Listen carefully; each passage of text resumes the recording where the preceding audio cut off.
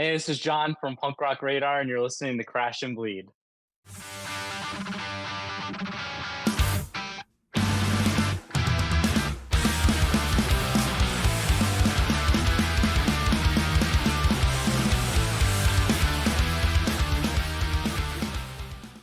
Punk Rock Radar, this is my all-time favorite YouTube channel right now. I'm being deadly serious. Oh, I'm not nice. just saying that because you sat in front of me. I think what you guys had done, even early on, is you each displayed these unique and endearing qualities about each member, and it's just drawn people in. It's made people care. Sometimes on YouTube, it's like, why should we care about your opinions, But you guys are talking about everyone's favorite bands. You've won everyone over. The channel's growing, and we're going to talk about all that fun shit today. But firstly, I got to know, what was it like growing up for you, and how did you discover punk rock? Yeah, so I feel like a lot of people who are my age who grew up like in the '90s, or we were all kind of like the Dookie generation, right? So I'm trying to I was trying to think about it today, before I came on, and back in the '90s, it was just like I didn't really identify like I'm listening to punk. I'm a punk or whatever. It was just whatever was on the radio, which was Dookie. But also I loved 16 Stone by Bush. Was one of my early CDs. And all through the '90s, just whatever was on the radio. Third Eye Blind, the self-titled, was a big album for me. Then Limp Bizkit was big, and Korn. I was into all of that. But I would say like the first time I was like, okay, I listened to punk rock would have been after I heard I know this is gonna be goofy, but it was like Enema of the State. Like in 1999, I would have been like 13, 14 years old. So target demographic, 100%. And I went to Warped Tour that year, 1999, and I was like, God damn, this is awesome. Like, not only is like, Blink is cool, but once you discover Blink, you read the liner notes, you discover all these other bands who are, just as good, if not better. So I would say like 1999 was like my gateway, full in Punkorama, Fat Music, all those bands would be like my real introduction to the scene. Don't you just hate it when commercials interrupt your podcast? Well, I'm Dylan from DyingScene.com, and I'm here to tell you about the new Punk Rock Radar Hairspray. Are you sick and tired of having to put soap in your hair to get those tall spikes? Well, with Punk Rock Radar Hairspray, you don't have to. Just head over to insert fake website here and pre-order a can today. It's only $4.99 with $29.99 shipping outside of the US. Remember, use that promotion code Crash and Bleed and get 10% off your first order. Pre-order today and get a free Bed Drummer action figure. Yeah, well, is there an iconic album that you could point to from that time? I would say Dookie was number one, will always be my favorite album. Then there was Enema. And then, honestly, like for me, would be like NoFX, Pump Up the Volume, was like the first album that I fell in love with that wasn't like a mainstream major label band where, I saw a lot of these bands on Warped, but like it was like Pump Up the Volume where I was like, this is the greatest album I've ever heard. So it would be those three for like my picks, all timers. Yeah, well, just last night I went back and watched like your earliest YouTube uploads. Oh, geez. So yeah, there's some bad audio quality in some of those early ones, but it was nice to watch you and Matt sort of find your footing and learn how to be on YouTube, And then I watched your top 10 punk albums of all time, and that's it, the top 3. Like, has any of that changed since then? It's so hard. Like, just for example, Elliot and I are working on our top 50 pop punk albums, and he's been ready for like 3 weeks, and I'm like, I can't do it, man, because like it's changes constantly. Like, those are my top 3, but at any moment, like I'll just feel like really attached to a record, and I'm like, oh my god, I forgot how good this is. Like 40-Hour Train Back to Penn by Movie Life, I've been really into lately. Jersey's Best Dancers by Lifetime sneaks up there. So I'd say like 1 through 3, I'm like pretty locked in, but actually Hello Rockview too is always going to be there.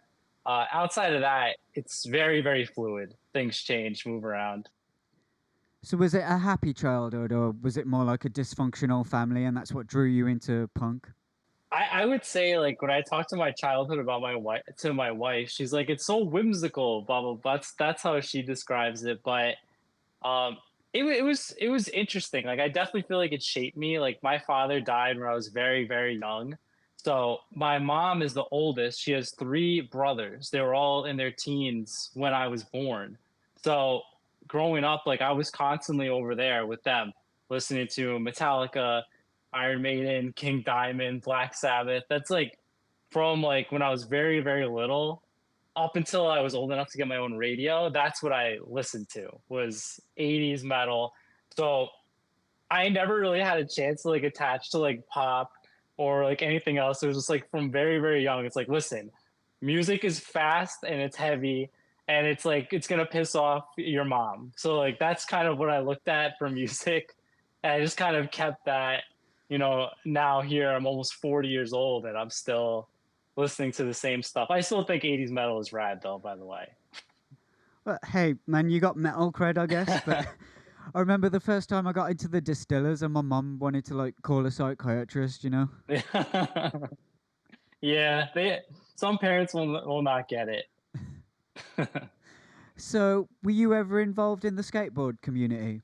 Yeah, so I'll be honest, I was very much more into BMX, which I guess is not super punk.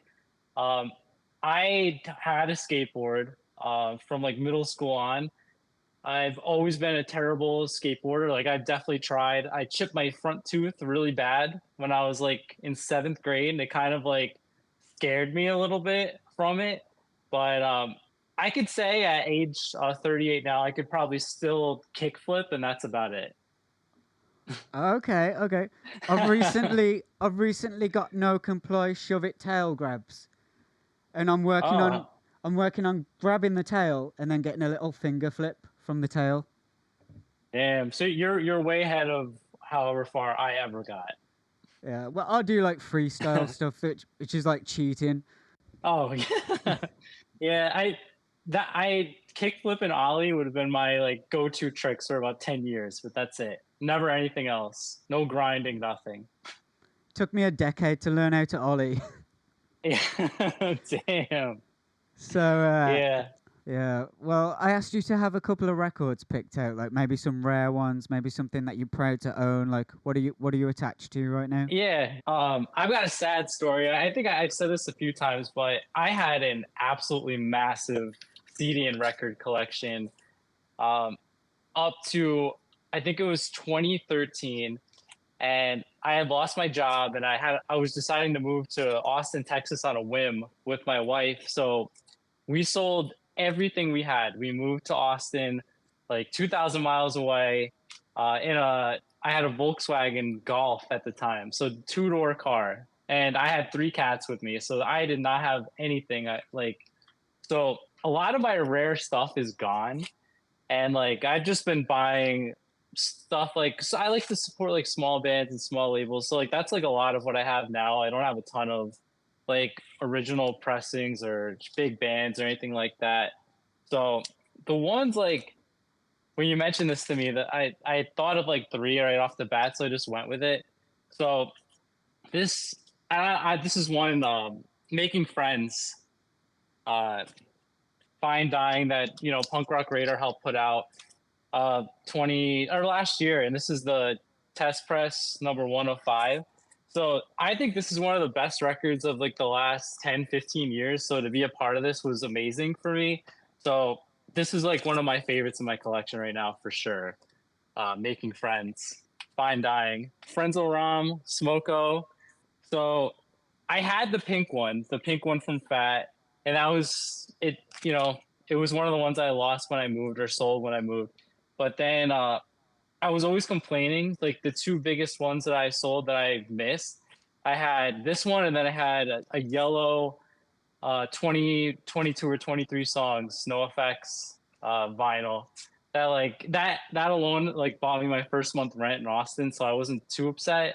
But yeah, my wife bought me another pink copy of this. This is a top 10 for me, though, by the way. You said it last time or before. This is a top 10er.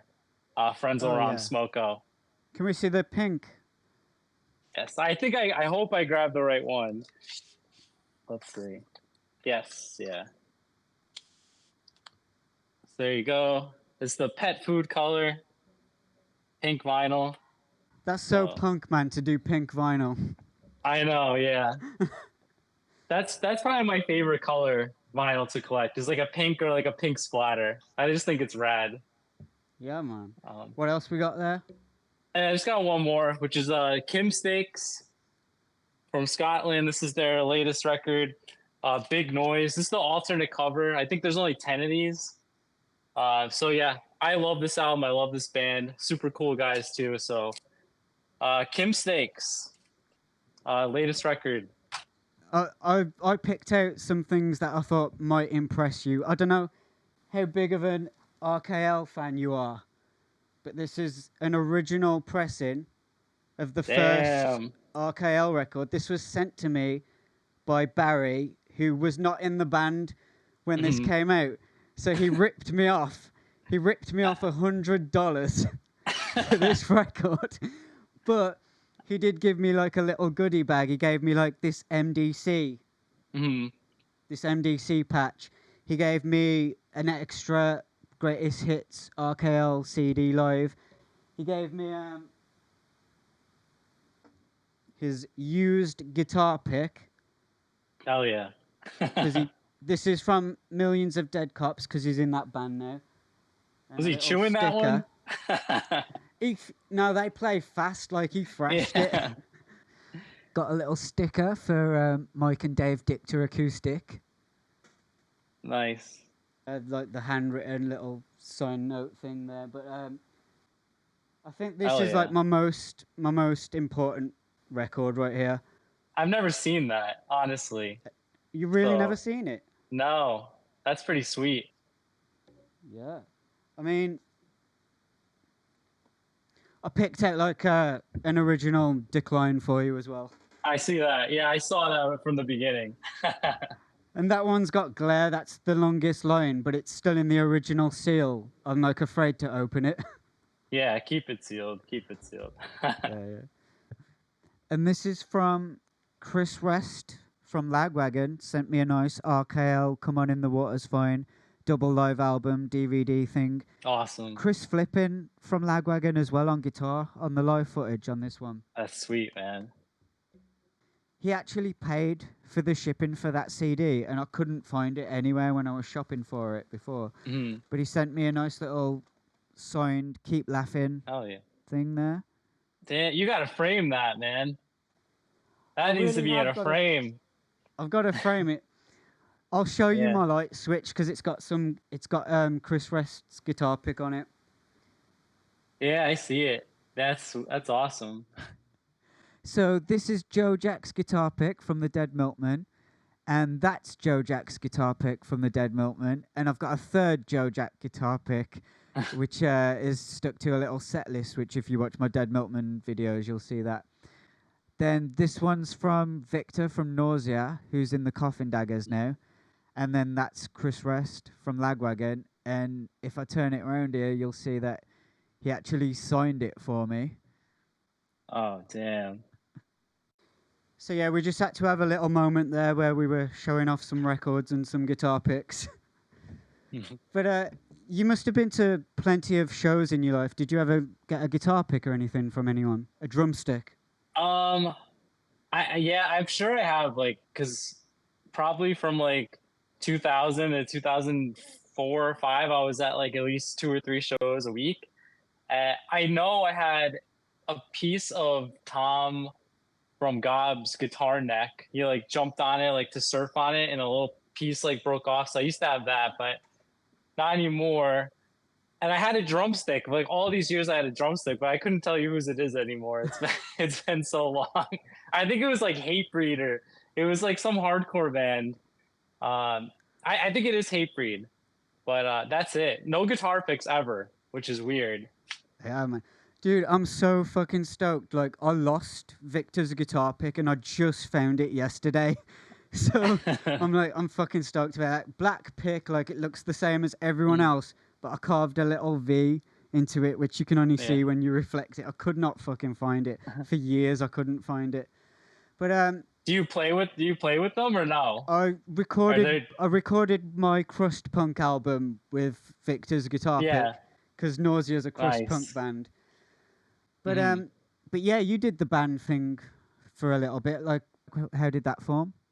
So that's Lewis, who's on all the episodes with me. It was him and I. We started playing music together in like maybe 99 or 2000. For a while, like when we were like kids, like 14, it was just my electric guitar and him singing into his computer, like no drums. And then eventually we got a second guitar player and then a bassist. And I think we really fleshed out a band, or two bands actually, while we were still in high school. The first one was called Ketchup Packet Homicide. It was just very, very no effects. It was just, that was our main influence. So no shows with that band, thankfully, because we were not good. And then I think also in high school, like senior year, we started a band called Third World Riot, and recorded an album, and it was definitely not good.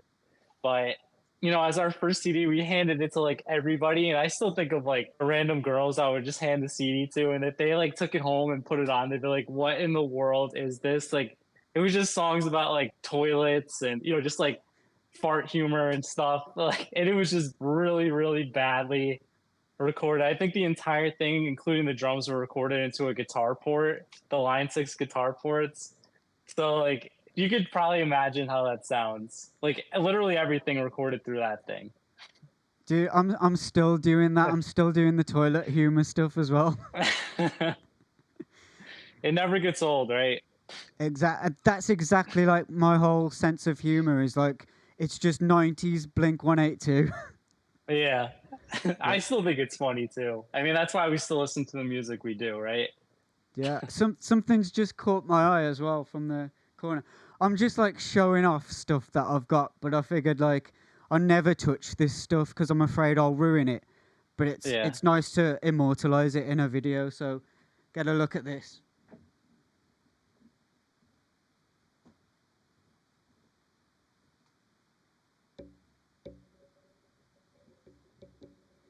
That's an original. Yeah, I was gonna say.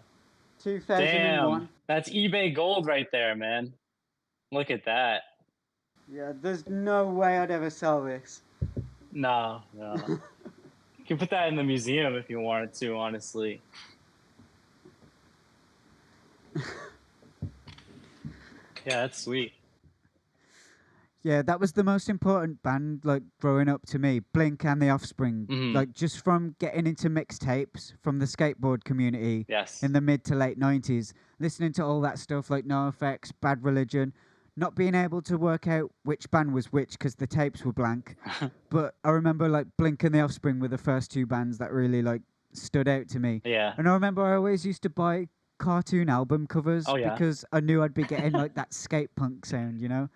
Did you have like a favorite album cover or like a technique to buying albums back then? It's ironically, I would say my favorite album covers are two that we've talked about already. It'd be Dookie, which is an all-time, classic album cover.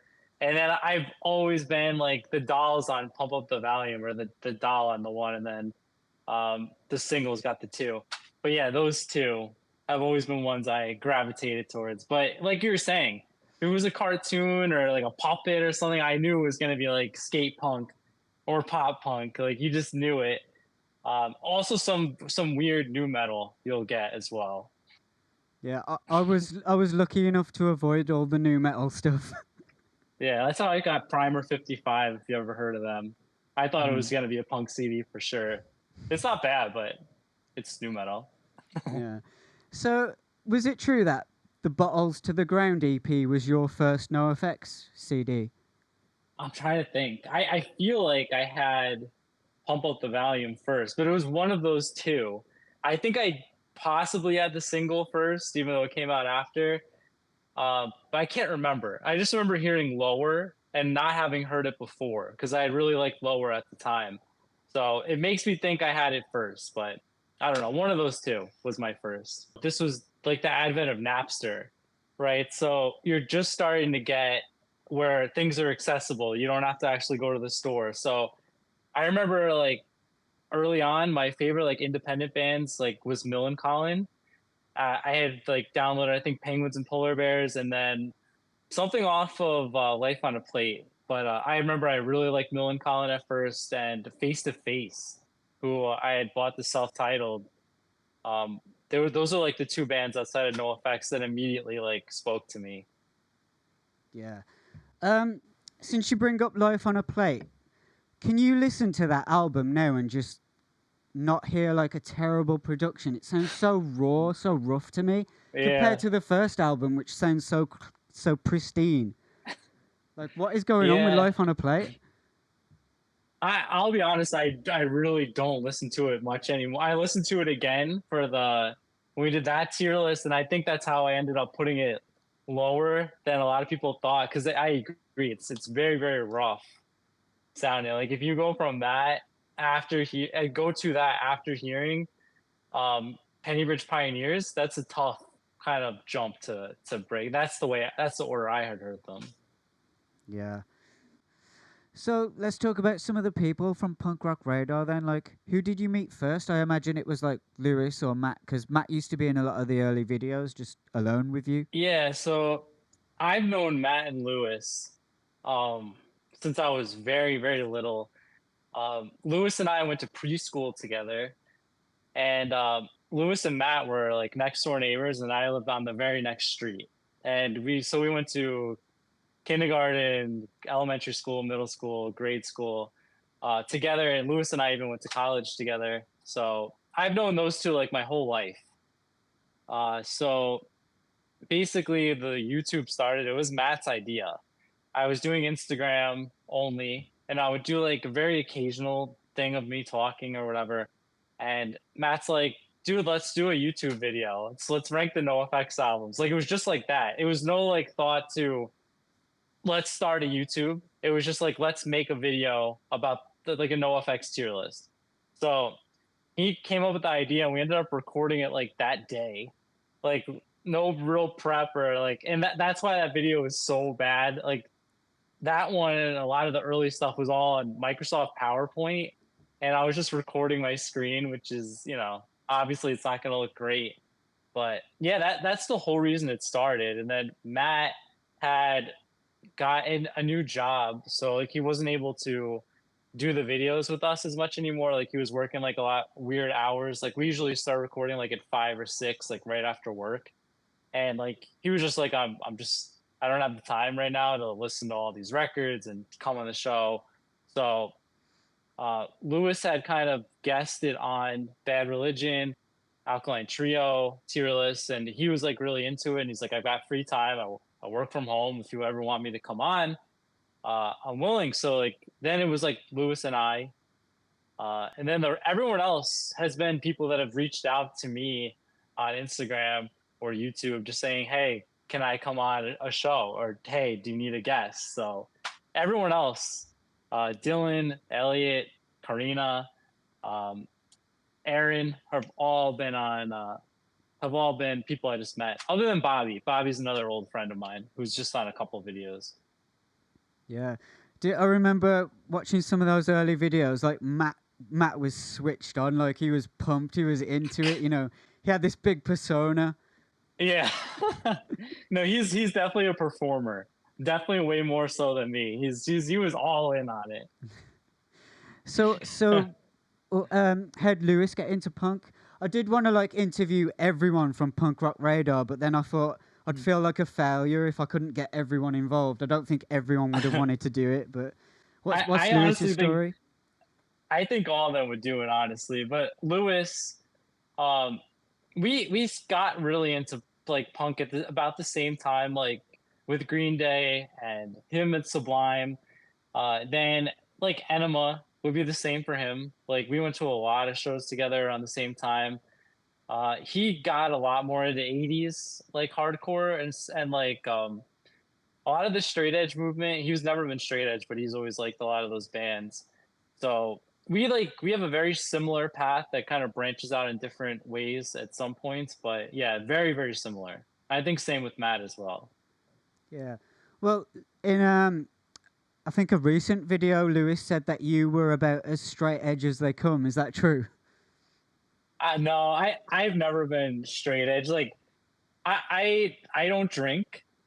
But I would never say like straight edge. Like just in case like I'm ever out, I want to have a drink. I don't want it to be like against anything I've said, or it's not a belief. It's just like just I don't just drink really very often. But no, I've never been straight edge. Yeah. I don't drink at all, actually, but Mhm. I like to ask all my musical guests who they think the most iconic punk rocker was. For me, like again, I'm gonna have like a cliche answer, but for me, it's just like it's been Billy Joe Armstrong, just because that's really what I associated to punk for like a long time. Um, After Dookie, Insomniac, Nimrod, even Warning, I liked when it came out, and then American Idiot. It's always been like my favorite band. So like I've always kind of read all the lyrics when the albums come out. You know, I listen as I have like the CD booklet or whatever. So for me, it's Billy Joe Armstrong. That's fair enough. I mean, that's a first. We've had Iggy Pop come up a lot. Yeah. And I think someone said Gigi Allen at one point. Oh God, yeah. He's a character. Yeah. Do you have any thoughts on Gigi? Like more on his mental state? I mean, he's a hell of a Wikipedia read. I'll say that. But no, I don't. I'm not too familiar outside of like a couple of like YouTube videos, which are super interesting. You know, I definitely think he embodies the imagery of punk, especially at the time. But yeah, absolutely wild. Too wild for me. That's fair enough. Fair enough. Is it fair to say that you would put Billy Joe as the best songwriter? Yeah, I would say it has to be. There's just way too many complete albums to really argue it. Uh, right up to 21st Century, like there's not a lot of misses. Even like 39 Smooth and Kerplunk when they're like teenagers. Just the songwriting on those albums as like a 16-year-old, it's untouchable, I think. I mean, I could never get into Green Day because, like, when I was growing up, you either like Blink or you like Green Day, and you couldn't choose both. So I've just sided with Blink because that's what I was exposed to first. Damn. But No Effects, The Decline, for me, that's like the greatest songwriting of all time, the greatest album of all time, the greatest EP, the greatest piece of music that's ever been written for me. That's my favorite song ever, so I'm not gonna argue. The Decline is the greatest song of all time. Yeah, hell yeah. So, no argument. Well, getting back to the early days of the channel, when you guys saw that you were getting subscribers for the first time, was that like the dream where you wanted to go places with this early on? I would say like I'm definitely a very realistic person, so I never like there's never been a thought like, okay, I'm going to do YouTube, like that's gonna be my job, just because it's just like I'm very realistic, like it's fun, and the attention that we get is amazing, but like I would say it's an absolute pipe dream. Like if it happened, I'd be like through the moon. But I'm just really happy with where it's at, and if it stays like that forever, I'd continue to be thrilled because it's an absolute blast. Well, I think I said to you, man, I discovered you when you had about 30 subscribers, and then I went and subscribed to you from all three of my YouTube accounts, you know? Hell yeah. Because I was like, I really want these guys to go places. Like I said, just a bunch of likable guys that have won everybody over. Thank you. It's the best YouTube channel of all time. But getting back onto some of these guys, like where did Dylan come from? So Dylan commented, I think, on one of the tier lists. I can't recall which one. And he was like, hey, I work at Dying Scene and I like your videos. And if you ever do a strung out one, I think it was strung out, let me know. And I love Strung Out. They're like one of my all-time favorite bands. I got the box right there. And I was like honestly thinking it was probably gonna be the next one we did anyway. So I was like, okay, well, he's at Dying Scene. He's gonna garner some attention. He's gonna be pretty well versed if that's the one he's asked to do. So I was like, yeah, man, come on. We did it like the following week. And I liked having him on. He was into doing Screeching Weasel, who Lewis never really cared for. So we did that next. It just kind of, I just hung out. You know, we work together now in real life, which is strange. You know, who would have thought? But yeah, he's one of my good friends now, so I was really happy when he reached out. Yeah, man. Well, Elliot's the newest one, isn't he? Yes, yeah. I mean, Elliot's another person. Um, very like when I just started the Discord, I had no idea what it was doing. I was watching a YouTuber who just talks about fantasy books because that's what I do when I'm not listening to punk. And he was always talking about how his Discord's favorite books or his Discord book of the week or whatever. And I was like, man, that is so cool. Like to just have people who are like contributing to your content and suggesting ideas and just people to interact with like outside of YouTube comments. So I just kind of started it and just kind of left it. I think I didn't even make like the little channels. And Elliot just messaged me. He's like, hey, if you make me your Discord moderator, I'll set everything up for you. And I'm like, man, is this guy like gonna like scam me or something? Is this guy gonna like really screw up like my 4 or 5 people I have in here? But like, I was just like, well, I'm not using it. So even if he like makes it all about like porn and whatever, or who knows, like OnlyFans hacks, I'd be like, whatever, I could just like scrap it. But like he like took like 3 days and just made every little piece of it, and he's like, this is how you do this is how you do this. So I was like, man, this guy is awesome. And eventually, I think he was just always saying he loved Banner Pilot. I think Banner Pilot's top 5 songs was the first time he came on. And like he came like super prepared with all these notes and like he just like you could just tell he was super into it. So I was like, he just kind of added him in as the group because he's been so willing to help. He's got so many ideas. Like Punk Rock Feud was his idea. All the reaction videos to the newer stuff was his idea. So he's just been awesome. Just like a huge help since he's been aboard. Yeah. Well, do you think that's the core lineup now? It's just you 4 guys, or you're going to have any more guests on at some point? That's I could just see it being the 4 just because I like right now it's like I'm doing all the videos I can handle. Like I travel for work. So when we record, a lot of times it's like 3 or 4 consecutively. And it's rare that everybody could do it. So like already it's tough juggling who's doing what. So like more people I feel like would be even like harder to do. Yeah. Well, you reach out to the Discord people sometimes, don't you? Oh yeah. So like it depends. Like there's certain bands that I want to cover that I don't think like Lewis, Elliot, or Dylan particularly care for. So like in those cases, I'd be like, hey, um, does anyone want to do this? Like I've been wanting to do a copyrights tier list for a while. So like when Scott did that as like record of the week, I was like, dude, if I ever do copyrights, I need you. So there's like situations like that where it seems to come up. Does your internet browser keep asking you to disable your ad blocker? Well, I'm glad you haven't, because you can listen to me tell you all about the new Crash and Bleed vibrator. Hi, I'm Dylan from Punk Rock Radar. And if you're subscribed to Crash and Bleed, you could be eligible to win a free Crash and Bleed vibrator. Just click like and leave the comment, I want a brand new Crash and Bleed vibrator. Those of you subscribed to Crash and Bleed and Punk Rock Radar will only have to pay $69.99 for shipping when you're selected as the winner. If you want to use Vibrator, fuck off. So I think you said in past videos, like, sometimes you tell these little stories, but you always cut yourself off and say, oh, I'm rambling. But let's get more in depth with some of these stories, like Matt saved your life in a rancid pit. What was happening there? This would have been Warped Tour 2003. I think it was 03, either 02 or 03. And it would have been either at Englishtown Raceway in New Jersey or Randall's Island. And hot as hell. Like Warped Tour, like as an adult, I could never do it. But even then, like as a teenager, you're out in the 100-degree heat, $5 waters, like a recipe for disaster. I was a very poor teenager, so I was lucky enough to get there.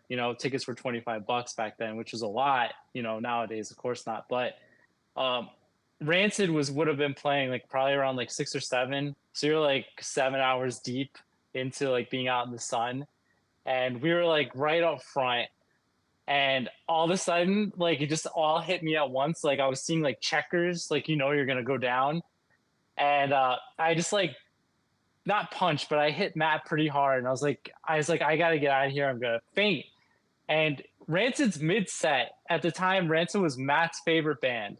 He doesn't even think about it. He just throws me on his shoulder, and just like he goes to the bouncer, like get this guy out of here. And he like shoved me over the thing to the bouncer. Like at the end of the day, it's not a very flattering look for me as I'm describing it. But yeah, he just tosses me over the thing to a bouncer, and and then he hopped out after me and stuff. But I say that Matt saved my life, because if I went down on the ground in the middle of a rancid pit, yeah, I'm gonna get like stomped big time. So Matt saved my life. Yeah, so they'd have just come out with Indestructible at that point. Yeah, it would have been either right before or right after Indestructible. Yeah. Who created the Man's Not a Camel Ramones logo? So that was Seth Amphetamine, a tattoo artist out of Massachusetts. Awesome guy. Watched all the videos. He did the Dookie one and the Ramones one. So, who on YouTube was doing tier lists at that time? Like, where did Matt get the idea from, do you think? 100%. It was Finn McKenty, Punk Rock MBA. I know that the Discord seems to really hate him, but that's really like our whole inspiration for the channel. So I have to give credit where credit's due. And I don't have any problem with Finn. I think he's funny. He's definitely got like a shtick, and I rarely agree with him, especially except on that Tool sucks. But yeah, that's definitely where it came from. So, who else was covering punk rock on YouTube at the time that you were a fan of?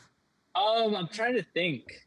That like I don't really watch a ton about punk on YouTube. Like it's way more likely that I'm listening to some like music, and like when I go on YouTube, it's like usually like when my wife's down there, so it's always stuff like she wants to watch too, like Good Mythical Morning or like true crime or stuff like that. So I honestly don't watch a lot of punk YouTube stuff. Yeah, I know that might be weird for people. No, I feel like there's a lack of it, like a lack of good quality stuff. That's where you guys come in as well. High quality content you guys make. The games are so good. Like, oh, look at that, man. Can you talk us through like the creation of some of these games? Like you say, Elliot created some of these. Like I'm telling you now, that the Guess the Song challenges.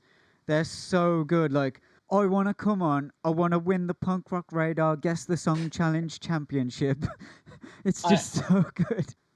I've been dying to bring it back. I even, I got this program that takes out like you could say like isolate drums, isolate guitars. So it's going to be like guess the riff or something. But like, I just can't get it to sound great. But Guess the Song's definitely coming back, because we finally figured out how to share audio. And it was always that I would have to send them the MP3s first. And then I'd say 3, 2, 1, and we'd all hit play and mute at the same time. So like it kind of became like a production thing to like get it done. That's why we don't do it so much anymore. But Guess the Song is totally stolen from YouTube. Like my wife and I will do like guess the 90s alternative song, and they kind of did the same thing. So that's where that came from.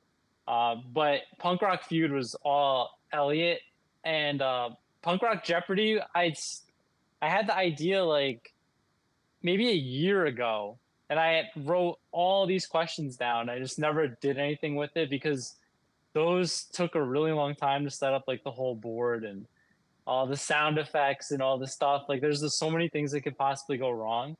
But once we did the one, it just kind of was a natural kind of evolution into these other games. And I think there's like 3 or 4 more that are in the works.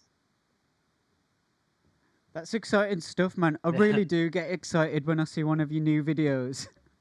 Awesome. That means so much, dude. I appreciate that. Yeah, man. Well, let's talk about some of the people from well-known bands that you've had interactions with. Like, were there many of those? Yeah, like over the years, especially when I was younger, I would always wait. I would always stay like after the show. Um, and a lot of the clubs we went to back then were smaller. So even if they didn't want to meet you after the show, like the the exit gate was literally like 15 feet from the stage exit, so like they didn't have a choice. So I met a good amount of bands like in the early 2000s, like the coolest being like Andrew WK was like one of the coolest people I ever met. Like he played a show, finished up at midnight. It was pouring rain. He sat outside and signed stuff for every single person that was leaving in the rain. No umbrella, nothing. He just waited. So I was like 30, 45 minutes of waiting, and he was there in the rain signing the whole time. Big smile, taking pictures. Definitely a really cool guy. Um, kind of, we've told the story before, but like the Guttermouth one was like really the only time I was like, oh, fuck this guy, honestly. So Let's most go. of the time, people are cool. Let's go right in depth with that because I really wanted to know the ins and outs of that story. All right, so this was Rockfest 2014 in Montreal, which was pretty much like Warped Tour on steroids. Honestly, there's so many amazing bands. Got to see Bigwig for the first time in like 10 years there. I think Propagandy, Blink, Misfits. It was wild. Um, and we were like taking a breather. Again, hot, middle of summer. It was a 2-day festival. So I think this was day 2. And if I don't get my sleep, I'll be honest, dude, I get very cranky. And we were in like we were renting like an apartment for 2 days, maybe an hour from the festival. Um, and I was just beat. I was done. Um, Lewis wanted to walk somewhere like pretty far, I think, to get cigarettes. So I'm exhausted. I'm walking, and they were filming the Daily Woo, the YouTube channel over there, and Mark from Guttermouth was on there, and he like walked up to me, and it started like very negative, and they cut out a lot of the stuff on the Daily Woo, and he was making fun of me for wearing a NoFX shirt. It was the Mons Tour shirt. He said something about my shirt right away, how like um no effect, like how no effect sucked or whatever, how like um anybody that wear posers or wearing no effects, it was some stupid shit like that. Weren't And they friends with No Effects? I thought so, but that's he. I don't know if he was like drunk or whatever, but he like singled me out and like pointed and was like, "Hey, fuck no effects, fuck guys." I just see that you're wearing it now, so it's funny too. But he like singled me out for wearing the shirt, and eventually we start just talking like just bullshitting, because I didn't really care what he had to say. Like I was like, "Oh, hey, it's Mark from Guttermouth," um, and they started asking me like questions about politics, and I don't remember. I honestly like it's very foggy, but he started like coaching me up on politics, things like that he believed, and I was just like, Mark, like none of what you're saying really is making sense, and because I do think he had like a pretty big load on, and he just kept like, no, you need to listen, blah blah blah. And then I was like, dude, I've listened to your song like Party of Two. Like you're not a political guy. Like I'm not gonna listen to you about this stuff. And like he was like taken aback by like what I said. And he just kept talking at me, and I was like, and I just said like, dude, like I'm done. Like just like leave me alone. I'm cranky. I'm hungry. I'm tired. Like I don't want to talk politics with Mark from Guttermouth when it's 95 degrees. Like I'm ready to go home. And like that was it. Like I was just done, and he was just following me around, like nagging me about something. But yeah, Lewis was watching the whole time, just like cracking up, because I just like wanted to get away from him. Were you like initially like excited that he was there? Yeah. Oh yeah. Oh man. I brushed it off. Like I was like, oh, he's like insulting me, but it's Mark from Guttermouth. Like whatever. Like that's his whole shtick. and I love Guttermouth, and so I was like gonna ask for an autograph or whatever. That was the plan, but yeah, it was just a dick, and like I didn't even want it up to that point. Has it changed your opinion on their music now? No, no, like honestly, like I'm very good at like separating the music or the art from the artist. Like I don't expect Mark from Guttermouth to be a nice guy, right? It kind of like would ruin those early albums for me if he's actually like this nice dude and he's talking like lipstick and Lucky the Donkey. You know what I mean? So like that's kind of like how I always viewed him, but like you don't want it in your face, right? Yeah. So, was there anyone else that you met that you were excited to meet? Maybe you had some pleasant interactions with? Newfound Glory was actually a super nice band.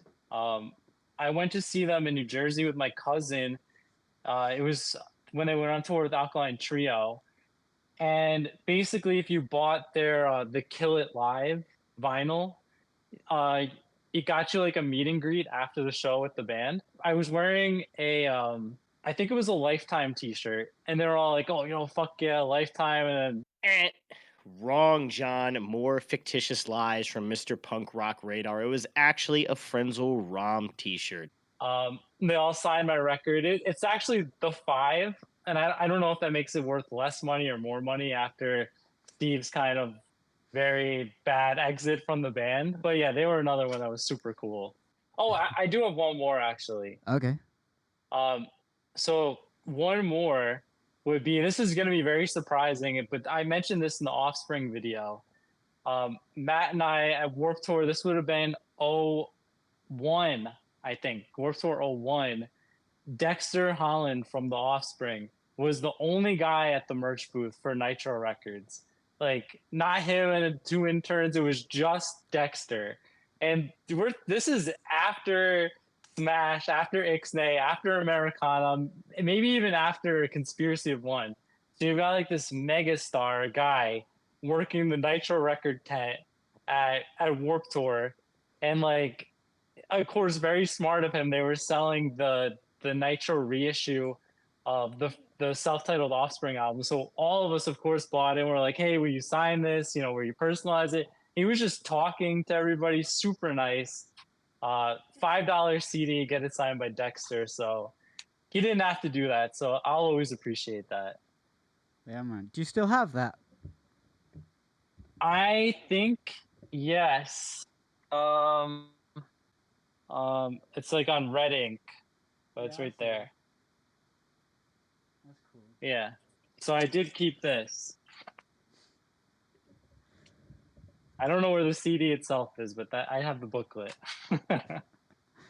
So, was it like a holy shit moment in your life when you realized you had 1,000 subscribers?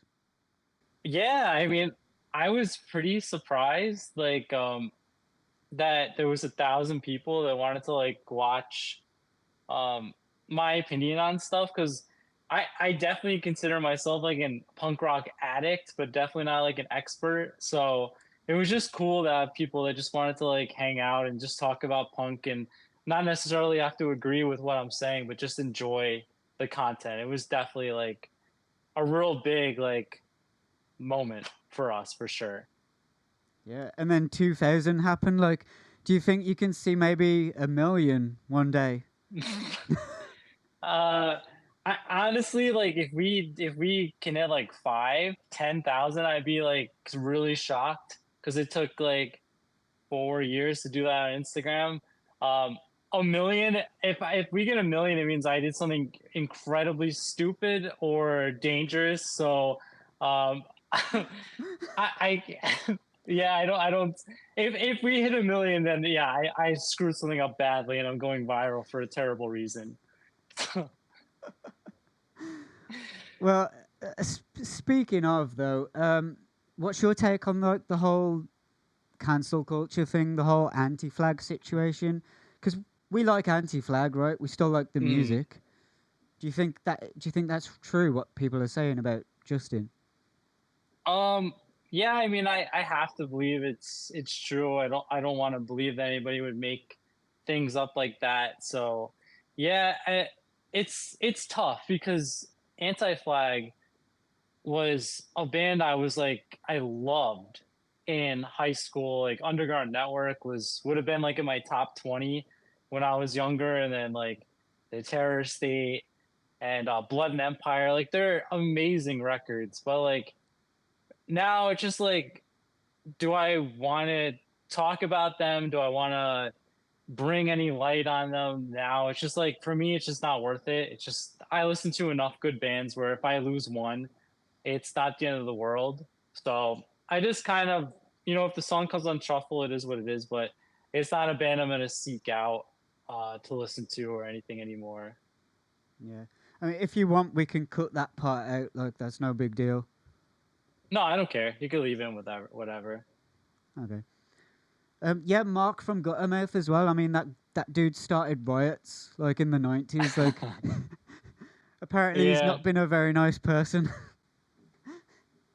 Yeah, you know what's like, I find it so hard to believe that like all like those like 80s metal guys, like, Guns N' Roses, like there's like not a lot coming out about those. You would think like with that whole scene that there would be like books about their transgressions, but like, yeah, it's a shame that it's just so many things happening to like legendary punk. It's not a shame, you know what I mean? Like all these bands that we are like very attached to are just getting, they're not there anymore. Like it's just kind of, it's unfortunate.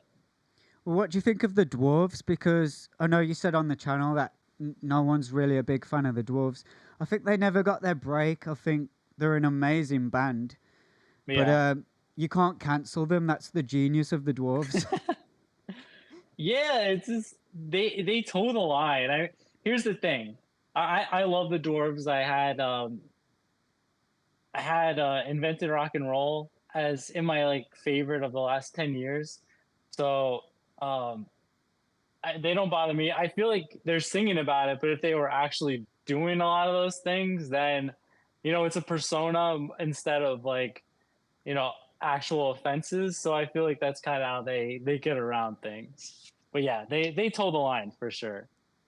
And then there was no effects in Vegas with a comment about the shootings. I mean, Oh geez. they were banned in the US for quite some time. Like, I don't get how you can ban a band like NoFX. They've been saying that shit since the 80s. Like, I don't get it. Like, what's your take on that? Yeah, it's like now I guess like hypersensitive is the term. But I mean, it's kind of would be like not to the scale, but it's like a 9/11 joke in New York City where you may have people who were actually affected by the event that's being made a joke of. So I kind of understand it. I mean, I personally wouldn't have said it if I was them, but like, I mean, they're obviously on like a mega tour here in the US, so at least it was like short-lived ban. Yeah, man. I mean, so what do you think the secret is to lasting so long?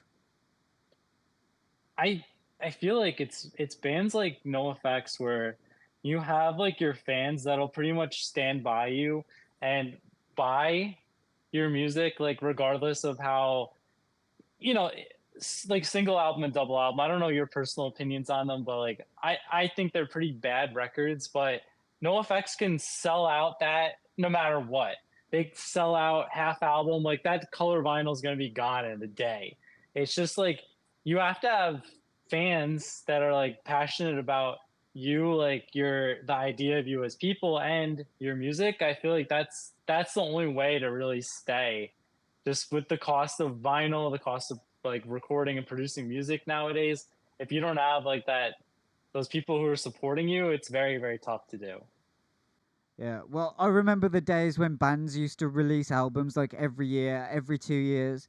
Now it's like we're waiting 5 years, sometimes 10 years. Like, Yeah. what do you think's going on? Is it the whole downloading thing? What's happening? Yeah, I'd say it's less the demand for physical media has got to be number one. Like number two is that, I've seen very like a lot of bands nowadays when they play shows, which is now their main source of income, people don't even want to hear the new songs, right? They want to hear what you're known for, your 90s, your 2000s stuff. A lot of these legacy bands, that's what they play. So is it worth the investment to go to the studio and record a new album and maybe sell like 250 vinyl copies and make like a couple $100 a month on streaming to go through that whole process when you could not have to do it. I feel like that's a big part of it. But for me now, I think the bands that do release albums every year, they're not like great bands, right? They're like bands that are still trying to find their audience and still trying to like, find their sound. But like all the like the bands that are consistently releasing good stuff, those are the bands with a 3-year, 4-year, 5-year gap. So like you appreciate it. To me, I appreciate it a little more, and it doesn't get lost when it's like 10 songs, 10 songs, 10 songs. You don't really feel the need to connect with any of them if you can't even like miss it long enough until there's a replacement. Hey, this is your favorite punk rock radar character, Dylan here, interrupting to tell you that today's episode of the Crash and Bleed podcast is sponsored by 9/11 Conspiracy Theories.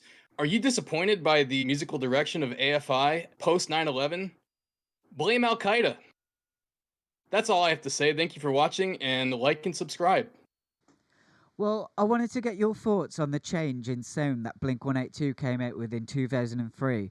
Because I remember I went to the store all excited with my £16 pocket money, I get the CD home, and I just remember thinking, this is not what I thought I was paying for. Mm-hmm. Because I'd heard Feeling This, and that sort of sounded like the natural step up from Pants and Jacket. I secretly thought, like, it would be a mix of like all the best elements of Enema and Pants and Jacket combined.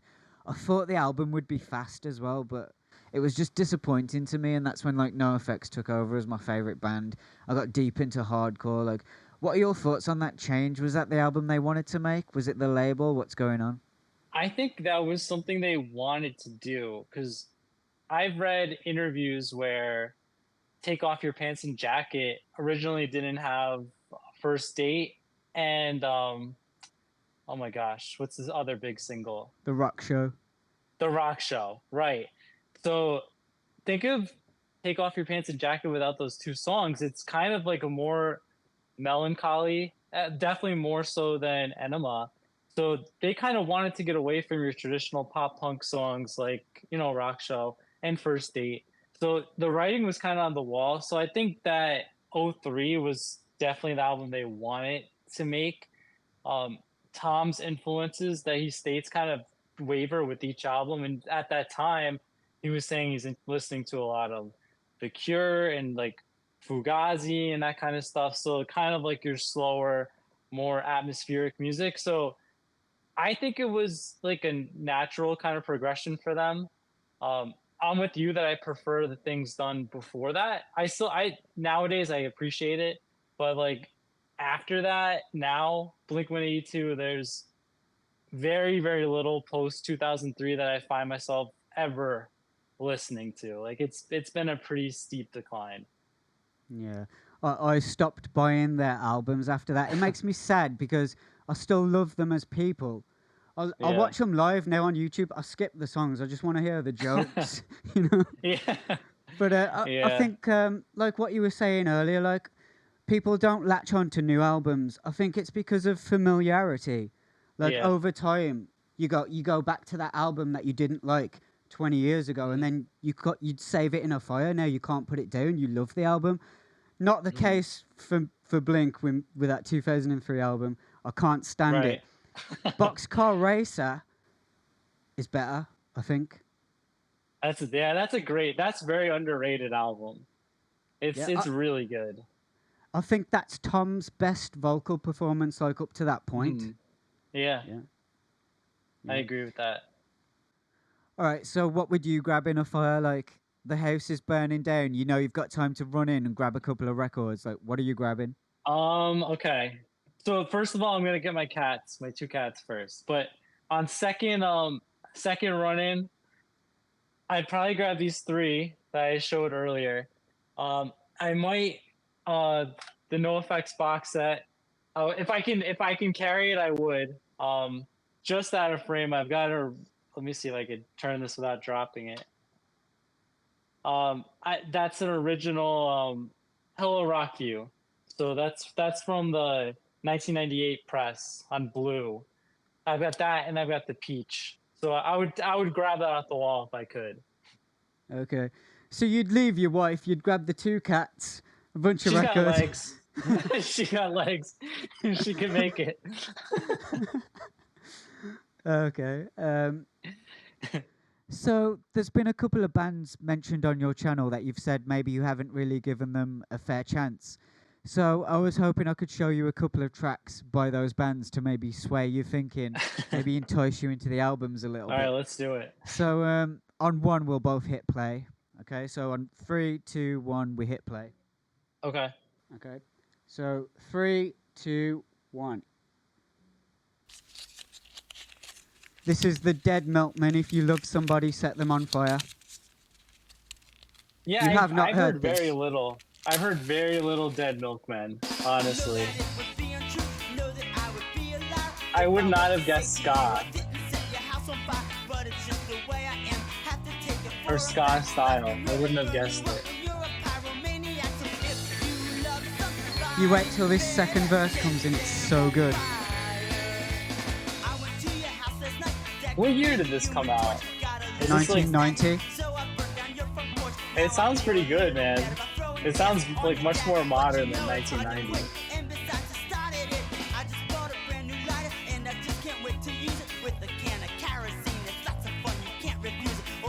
Yeah, this is good. This is how the whole record is? No, they've got like 6 ska songs over 40 years. Yeah, I was not expecting that. Yeah, they're a great band. They've got songs that are as good as this that are not ska. They've got songs that are better than this.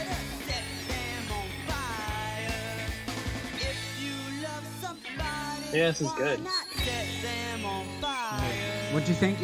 Does this entice you into the album? I'm definitely curious. Like I said, I wouldn't have guessed anything like this for Dead Milkmen. Well, the Dead Milkmen have like an insane blend of sounds on every album. For those that get into it, like they get deep into it. It's just one of those bands. Like I have to own everything they do. It's ahead of its time, honestly. I don't even know if you've listened to this band, but Let's see. this is Bomb the Music Industry with Shed Some Skin. It's a ska track because you covered ska on the channel recently, and it just made me think of this one. And I know you'll like it. Like this is incredible. I'm ready. 3, 2, 1.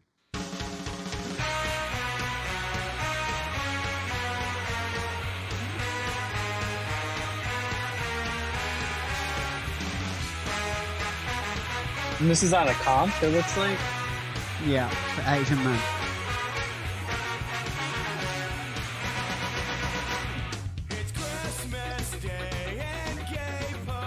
Oh, yeah.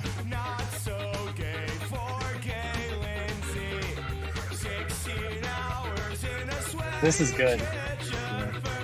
You get these backup vocals coming in a second. It's so good.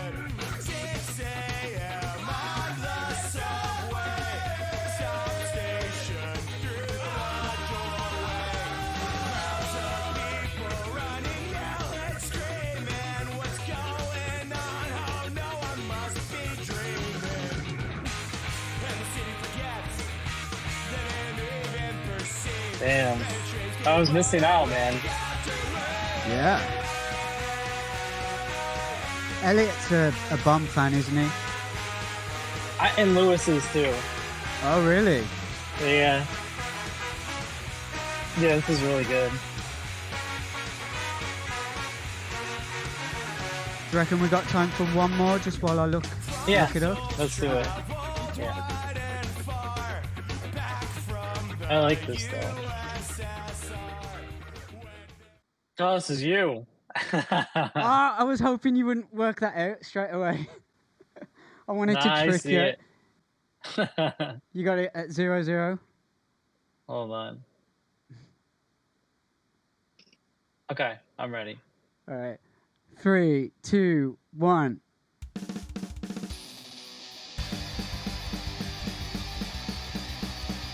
Disasterbation.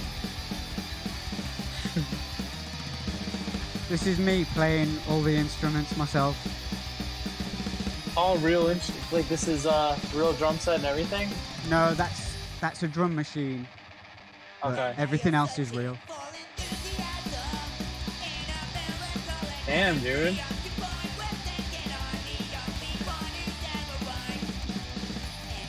This is actually rad. It is.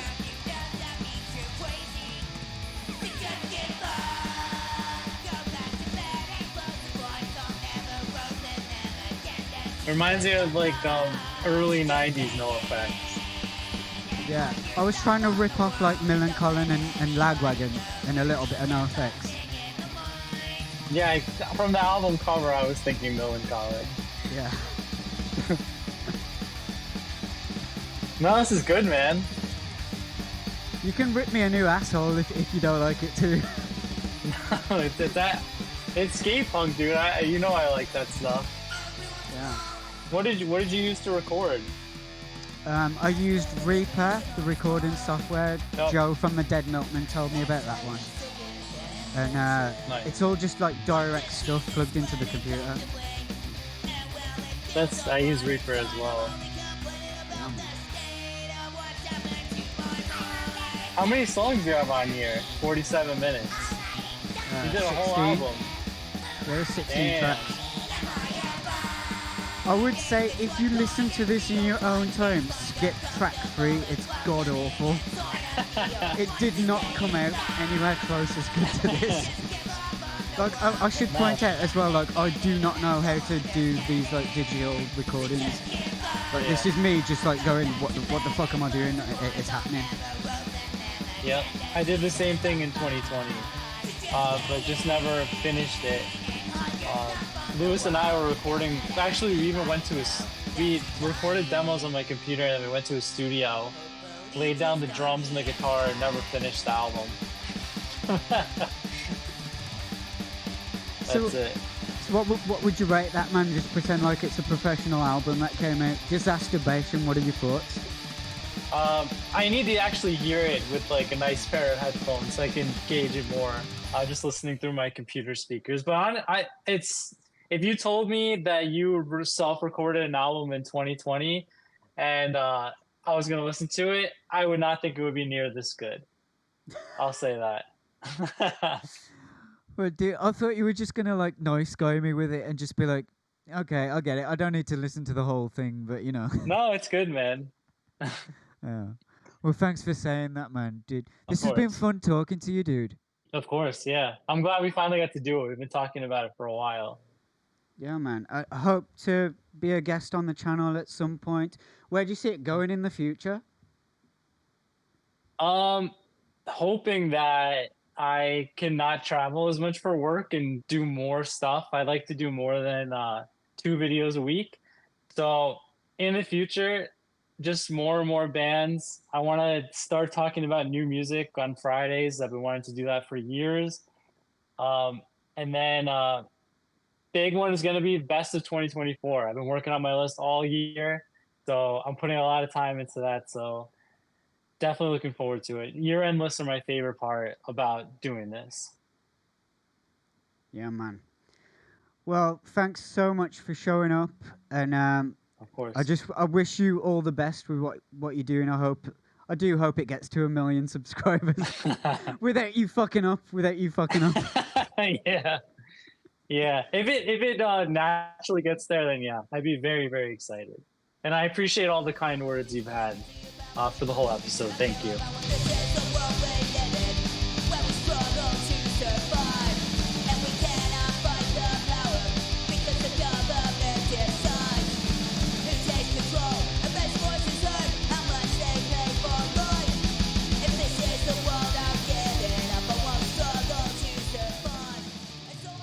Catch you later, buddy.